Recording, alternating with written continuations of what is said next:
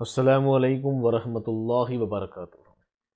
عزیز دوستوں، ساتھیوں، میں محمد شہزاد خان آپ تمام ہی کا اپنے چینل ایس کے ڈویژن میں خیر مقدم کرتا ہوں۔ آپ تمام ہی کا تہ دل سے استقبال کرتا ہوں۔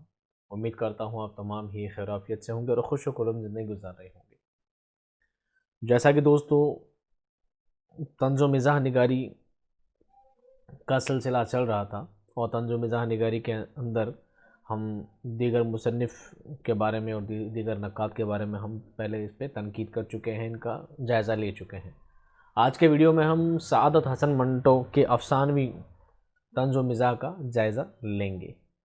تو بنا آپ کا قیمتی وقت ضائع کیے سیدھے ویڈیو کی جانب چلتے ہیں۔ سوال کیا ہے؟ سعادت حسن منٹو کے افسانوی طنز و مزاح کا جائزہ لیجیے۔ جواب کیا لکھیں گے دیکھیے۔ یوں تو ہر شاعر اور ادیب کے شعر و ادب میں کہیں نہ کہیں کسی نہ کسی انداز میں کچھ نہ کچھ طنز و مزاح ضرور دکھائی دیتا ہے، مگر یہ طنز و مزاح اردو ادب کے جدید دور کے قلمکاروں اور شاعروں میں کچھ اور زیادہ دکھائی دیتا ہے۔ اور جب جدید دور میں ترقی پسند تحریک کے قلمکاروں اور شاعروں کی تخلیقات کا جائزہ لیتے ہیں تو اس طنز و مزاح میں بہت زیادہ شدت نظر آتی ہے۔ ترقی پسند تحریک سے وابستہ قلمکاروں میں سعادت حسن منٹو کا نام بہت اہمیت رکھتا ہے۔ یہ اردو میں افسانہ نگار کی حیثیت سے مشہور ہیں۔ منٹو خود کہتے ہیں، کیا کہتے ہیں؟ میں افسانہ نہیں لکھتا بلکہ افسانہ مجھ کو لکھتا ہے۔ ان کے ایک پرستار کا کہنا ہے کہ منٹو کی رگوں میں گویا خون نہیں روشنائی رواں دواں ہے۔ وہ افسانے لکھنے کا اہتمام نہیں کرتے بلکہ افسانہ ان پر نازل ہوتا ہے۔ منٹو کے فکر و خیال ترقی پسند تحریک کے اصول کی ترجمانی کرتے ہیں، جس سے کچھ لوگ حقیقت نگاری بھی کہتے ہیں۔ حقیقت کی بات آتی ہے تو طنز کا ذکر بھی ضرور ہوتا ہے۔ دراصل طنز حقیقت کو ابھارنے اور بناوٹی پن کو ختم کرنے کا ایک اثردار ہتھیار ہے۔ اس ہتھیار کو منٹو کے یہاں ہم پوری تیزی اور دھار کے ساتھ دیکھتے ہیں۔ خود کو مہذب کہنے والے لوگ انہیں بازاری اور نچلے درجے کا سمجھتے ہیں۔ یہی وجہ ہے کہ ان کی صاف بیانی کی وجہ سے ان پر خش نگار ہونے کا الزام بھی ہے۔ یہ خش نگار نہیں، فحش نگار تھا دوستی، خش غلط ہے، فحش نگار ہے۔ لیکن وہ زمانے کے دباؤ میں نہیں آتے بلکہ جو کچھ دیکھا اس کو حقیقی زندگی میں بیان کر دیا۔ منٹو نے اپنے افسانوں میں کردار نگاری، منظر نگاری اور مکالمہ نگاری کے خوبصورت جوہر دکھائے ہیں۔ ان کے افسانوں کا انداز بہت دلکش ہے۔ انہوں نے عریانیت اور جنس کے اعتبار سے بڑے اچھے افسانے لکھے ہیں۔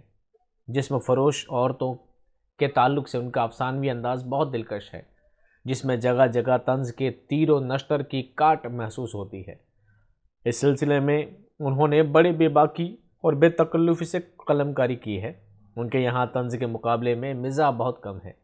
ان کے مزاح کو پڑھ کر ہونٹوں پر جو مسکراہٹ نمودار ہوتی ہے اس میں بھی حالات کی کڑواہٹ گھلی ہوئی لگتی ہے۔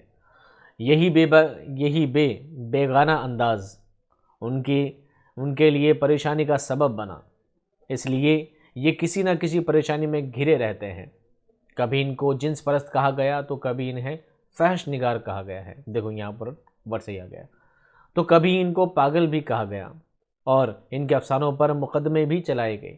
زمانے کی ان پریشانیوں نے ان کے حالات کو متاثر کیا اور ان کے مزاج میں جھلاہٹ پیدا کر دی تھی۔ یہ ساری باتیں ان کی تحریروں میں بھی ملتی ہے۔ منٹو ایک حقیقی فنکار تھے۔ زندگی کی تمام کڑواہٹ کے باوجود ان کے فن نے پڑھنے والوں کے لیے بڑی دلچسپی دی ہے۔ ان کی عمر بہت کم تھی، یہ بہت کم عمر رہے، لیکن کم عمر میں بھی اتنا لکھا کہ دیکھ کر تعجب ہوتا ہے۔ ان کے ڈراموں، افسانوں اور خاکوں میں بہترین طنز و ظرافت کا نمونہ ملتا ہے، اور کم سے کم 30 مجموعے چھپ چکے ہیں، جبکہ ان کے مضامین الگ سے دوسرے رسالوں میں شائع ہوئے ہیں۔ منٹو کے تمام مجموعوں کو جمع کر کے پاکستان میں 2 کتابوں کی شکل میں شائع کیا گیا ہے۔ منٹو کی ظرافت میں جنس کا پہلو ملتا ہے۔ یہ طوائف اور بد چلن عورتوں کا ذکر کرنے سے بھی نہیں چوکتے، لیکن وہ ادبیت کو بھی مجروح نہیں ہونے دیتے۔ اس لیے اس روشنی میں منٹو کو جنس پرست کہنا مناسب نہیں، بلکہ ان کی تحریروں کو کیا کہا کی بجائے کیا کہنا کی نظر سے دیکھنا چاہیے۔ ان کی عبارت صاف اور ستھری ہے، ان سے قلم میں تاثیر اور روانی پائی جاتی ہے۔ وہ اپنے فن کے ایسے ماہر اور باکمال شخص ہیں جو ہر موضوع کو دلکشی کے ساتھ سماج کے سامنے لاتے ہیں۔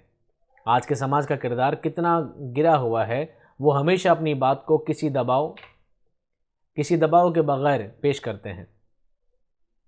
وہ چاہتے ہیں کہ جو بات کہیں صاف کہیں، لاگ لپیٹ نہ ہو، اپنی بات کو مختلف پہلوؤں میں استعمال کرتے ہیں جس سے پڑھنے والے کو لطف محسوس ہوتا ہے۔ وہ ہمیشہ اپنی بات کو اصلی نام کے ذریعے ہی پیش کرتے ہیں۔ ان کے طرز تحریر میں ندرت پائی جاتی ہے، ان کے خیال میں اونچا پن اور فکر دنیاوی ہے، دنیا کے سامنے رکھ کر ہی یہ اپنی بات کو ثابت کرنا چاہتے ہیں۔ ان کی طبیعت میں شوخی اور رنگینی پائی جاتی ہے اور ان کے مزاج میں جھنجھلاہٹ اور طنز میں تیکھا پن اور ظرافت میں نرالا پن ملتا ہے۔ یہ ایک طریقے سے ایک اچھے فنکار کی صفت ہے۔ اس لیے ہم کہہ سکتے ہیں کہ سعادت حسن منٹو طنز و ظرافت نگاری میں اپنی حیثیت سے جداگانہ اور کمال رکھنے والے ہیں۔ دراصل اردو کے افسانوی ادب میں منٹو کو جس خصوصیت نے حیات جاوید عطا کی ہے وہ ان کے خوبصورت طرز تحریر ہے۔ انہوں نے جنسی موضوعات و مضامین کو بڑی کثرت سے پیش کیا ہے اور اس سلسلے میں وہ بہت کامیاب رہے ہیں اور عوام میں مقبولیت بھی حاصل کی۔ جنسی موضوعات اپنے افسانوں میں پیش کرنے کا سبب میں وہ بتاتے ہیں، غلاظت کو چھپانے کے بجائے اسے کریدنا اور صاف کرنا چاہیے۔ بلا شک اس کام سے بدبو پھیلتی ہے، لیکن اس کے سوا چارہ بھی نہیں ہے، یہ منٹو خود کہتے ہیں۔ ٹھیک ہے، ظاہر ہے کہ یہ کام سعادت حسن منٹو نے اس تصور اور اس جذبے کی بنیاد پر کیا ہے کہ جس میں گہرا طنز ہے۔ کوئی ان کے نظریے سے متفق ہو کہ نہ ہو، مگر یہ درست ہے کہ انہوں نے اپنے اس نظریے سے جتنے بھی افسانے لکھے ہیں ان کو کافی عوامی مقبولیت ملی ہے۔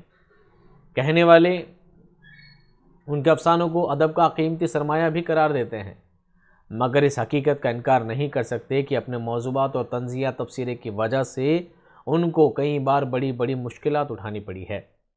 وہ اپنی بے باک قلم کاری کی وجہ سے بھی جنس پرست کہلائے تو کبھی فحش نگار کے نام سے بدنام ہوئے، ان کے خلاف مقدمات بھی دائر ہوئے، لیکن ان سب الزامات کے پیچھے دراصل ان کا طنز ہی رہا ہے۔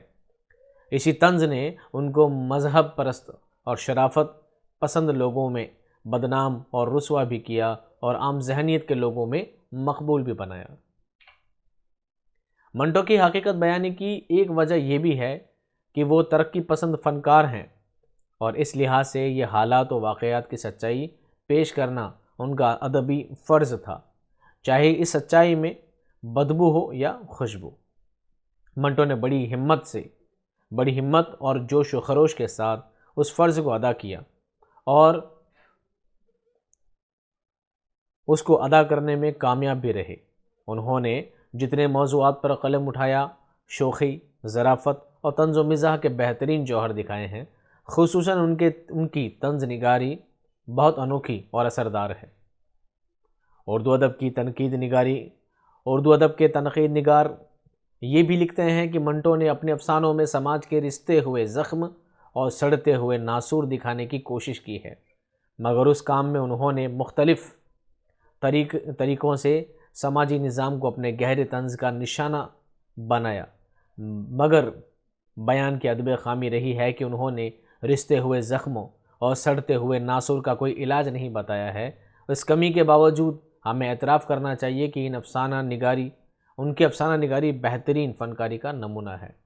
مجموعی طور پر ہمیں یہ کہنے میں کوئی تعمل نہیں ہے کہ سعادت حسن منٹو کے افسانے برے ہوں یا اچھے، مگر ان میں موجود طنز و مزاح کے لوازمات نے ان کے افسانوں کو حیات اور کائنات کے بالکل نزدیک کر دیا ہے، اور یہ یقیناً ان کا ایک شاندار ادبی کرشمہ ہے۔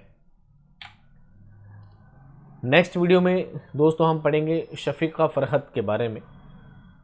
یہ تھا منٹو کا منٹو کے بارے میں آپ کو بس 3-4 لائنیں بھی یاد رہ جائے کہ آپ پہ فحش نگاری کو لے کر الزامات لگائے گئے، آپ کی عمر بہت کم رہی ہے، اس کے باوجود بھی آپ نے بہت زیادہ لکھا ہے، آپ نے جو کچھ لکھا ہے اس میں طنز و ظرافت کا عنصر پایا جاتا ہے۔ تو امید کرتا ہوں ویڈیو آپ کے سمجھ میں آ گیا ہوگا۔ ویڈیو سے ریگارڈنگ کوئی بھی کیوری ہو، کوئی کوشچن ہو تو کمنٹ میں ضرور لکھیے گا۔ میں ملتا ہوں آپ کو نیکسٹ ویڈیو میں ایک شاندار ایکسپلینیشن کے ساتھ۔ تب تک خوش رہیے، آباد رہیے، خدا حافظ۔